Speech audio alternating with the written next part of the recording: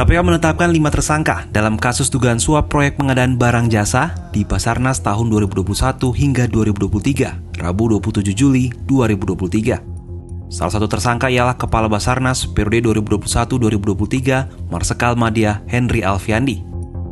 Kasus ini menunjukkan bagaimana sistem tender pengadaan barang secara elektronik atau e-katalog masih bisa membuka peluang korupsi.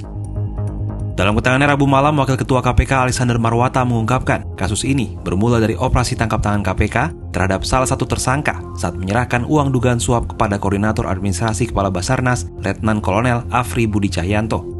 Keduanya ditangkap di salah satu parkiran bank di Cilangkap, Jakarta Timur, dengan jumlah uang yang diamankan KPK sebesar 999,7 juta rupiah.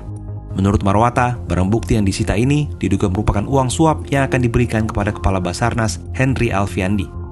Uangnya 999 ya.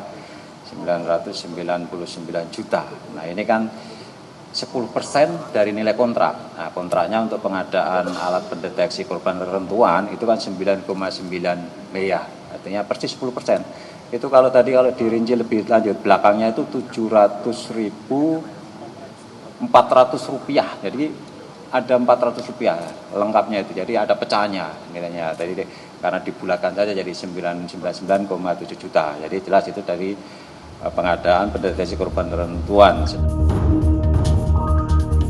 Berdasarkan hasil penyelidikan sementara, terdapat 3 proyek tender barang dan jasa yang diduga terkait dalam kasus ini, yakni tender untuk pengadaan peralatan pendeteksi korban reruntuhan, pengadaan Public Safety Diving Equipment, dan pengadaan Remotely Operated Vehicle atau ROV untuk KN SAR Ganesha 2023-2024. Jika merujuk data layanan pengadaan secara elektronik atau LPSE, ketiganya terdaftar sebagai proyek tender yang dilakukan Basarnas.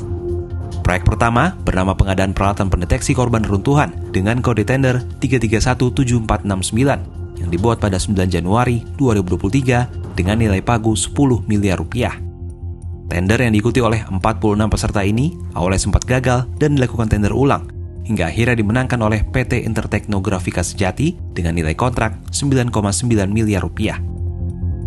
Proyek kedua bernama pengadaan Public Safety Diving Equipment dengan kode tender 3282469 dan dibuat pada 15 Desember 2022 dan nilai pagu 17,5 miliar rupiah. Tender diikuti oleh 7 peserta dan dimenangkan oleh PT Kindah Abadi Utama dengan nilai kontrak 17,447 miliar rupiah. Yang terakhir, proyek pengadaan ROV untuk KN SAR Ganesha Multi-Years 2023 hingga 2024 dengan kode tender 3372469 dibuat pada 26 Februari 2023 dengan pagu 90 miliar rupiah. Tender ini diikuti oleh 22 peserta dan dimenangkan oleh PT Kindah Abadi Utama dengan nilai kontrak 89,959 miliar rupiah. KPK menyebut Kepala Basarnas Henry Alfiandi meminta fee sebesar 10% dari nilai kontrak tender sebagai imbalan untuk memenangkan tender tersebut. Dalam proses lelangnya pun itu sudah diatur, ya. Atau dengan kata lain, proses lelang itu hanya sekedar formalitas. Bagaimana bisa? Padahal sudah menggunakan e-procurement. Perusahaan yang ditunjuk atau yang nanti sudah disepakati akan memenangkan lelang, tetap prosesnya dengan lelang, itu dia menggunakan perusahaan-perusahaan pendamping, ya, yang sudah bersekongkol juga, atau bahkan mungkin perusahaan pendamping itu dimiliki oleh orang yang sama.